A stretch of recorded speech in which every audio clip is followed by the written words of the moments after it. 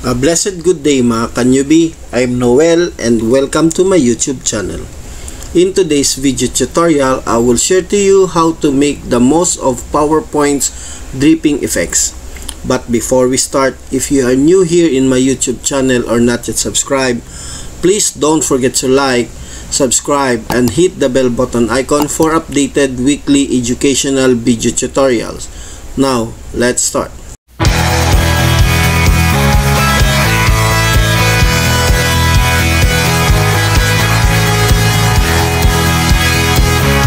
First, open tayo ng ating mga Microsoft PowerPoint, and in this presentation sa tutorial na ito, sa dripping tutorial, kakailanganin natin ng dalawang slide, no? But before we proceed to the second slide, lagyan muna natin tong first slide na ito. So, ang una natin gagawin, open tayo ng ng Google Chrome, or pwedeng maiging sa Mozilla Firefox, and search kayo ng drippings. Okay? Under drippings, hanap kayo ng drippings na susuted doon sa inyong design. So, in my presentation, so pwedeng ito ang pipiliin ko. And right-click nyo lang siya, then copy image. Then after that, balik kayo dito sa PowerPoint slide nyo. And right-click, paste nyo lang siya. Okay, so mayroon na tayong dripping effects. Next step natin, lalagyan tayo mag-i-insert tayo ng shapes, which is the rectangular shape. In rectangular shape, pipiliin nyo lang kung masyadong malapad or mahaba or eksakto lang. So, nakadepende yan doon sa design na paglalagyan nyo. So, in my case, lalagyan ko lang siya na eksakto lang. So, ganyan lang siya na rectangle. Then, after that, punta ako sa, papalitan ko lang siya ng I will change my fill color into, let's say, yan, parang light green. Next is, tatanggalin natin siya ng outline. So, shape outline is no outline. After that, send to back natin ang rectangle. So, ganyan mangyayari. Next step, tatanggalan natin. Kung mayroong kulay ito, may background itong dripping natin, tanggalan natin siya ng background. So, picture format, then remove background natin. So, mark area to keep is itong nasa taas lang. Okay, zoom natin siya para makita natin maigi. Dapat ang may iwan lang itong dripping lang niya. Itong nasa baba, hindi na siya kasama. Okay? So, pag kontento na kayo, tama na yan, keep changes, at yan ang may iwan. Kung may kulang pa, balik lang kayo sa remove background nyo. Next step is select the rectangle and the dripping effects. Then, after that, right-click, and select page, save as picture. Then, lagyan natin siya ng file name. Lalagay ko lang siya sa desktop. Then, my file name will be, let's say, picture.png, and save. Then, after that, open na tayo ng ating second slide. Okay, so, let's create a new slide. And dito sa new slide, i-open natin or insert natin yung pictures na sinave natin kanina. So, save this device picture.png. At ito na yun. Okay? So, i-close lang natin to. And, i-zoom out ko lang. The next step natin gagawin, punta tayo ulit dito sa Google. Then, after sa Google, punta tayo sa freepik.com.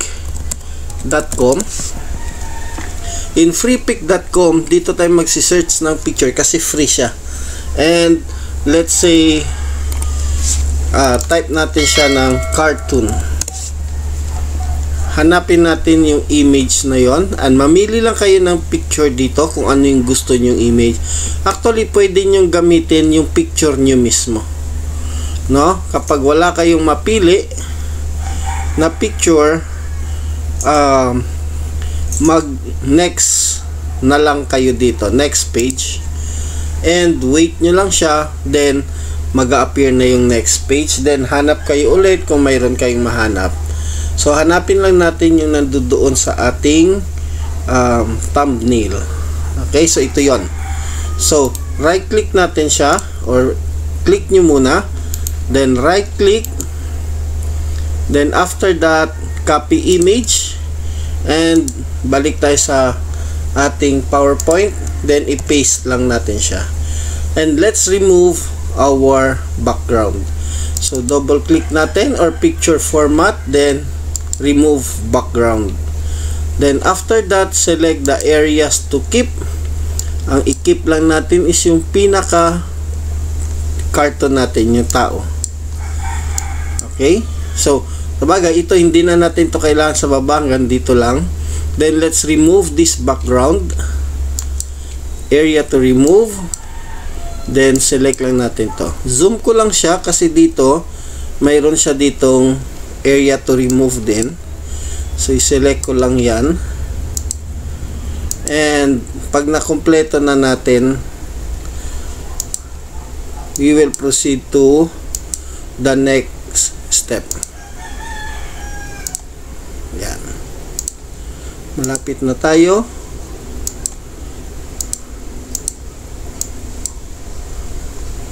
And let's see,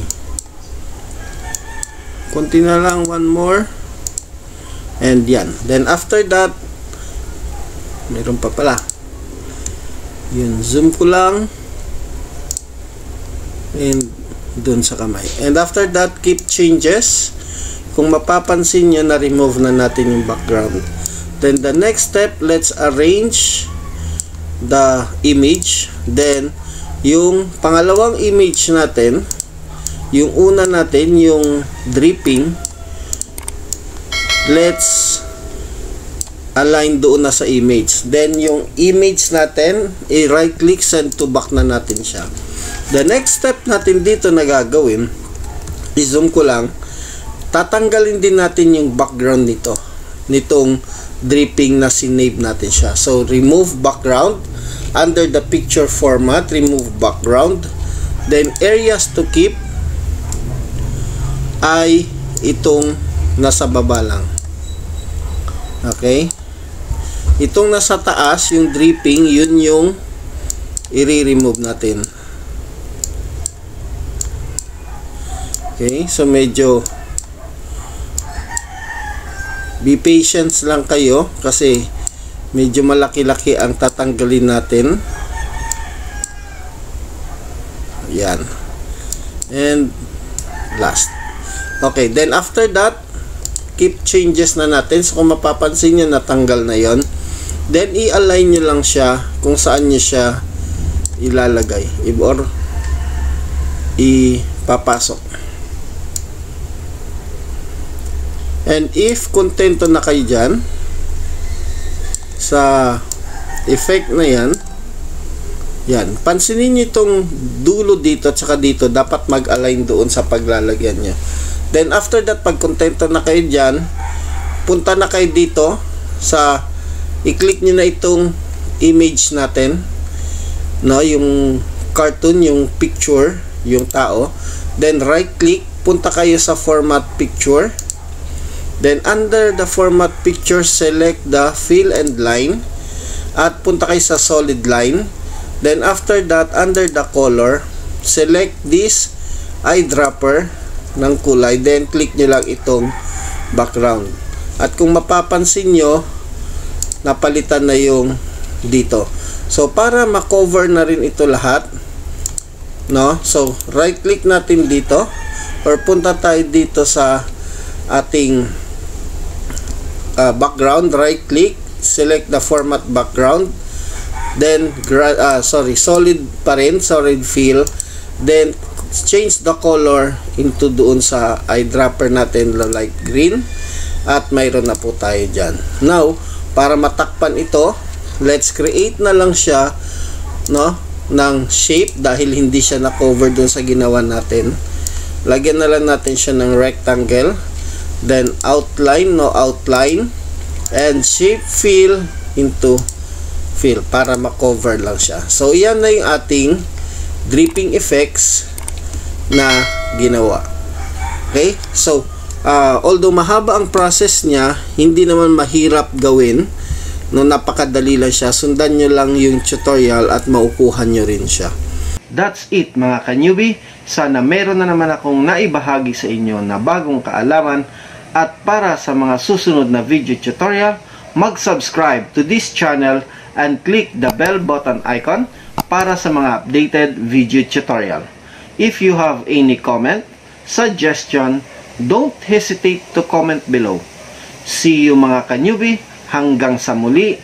God bless and stay safe.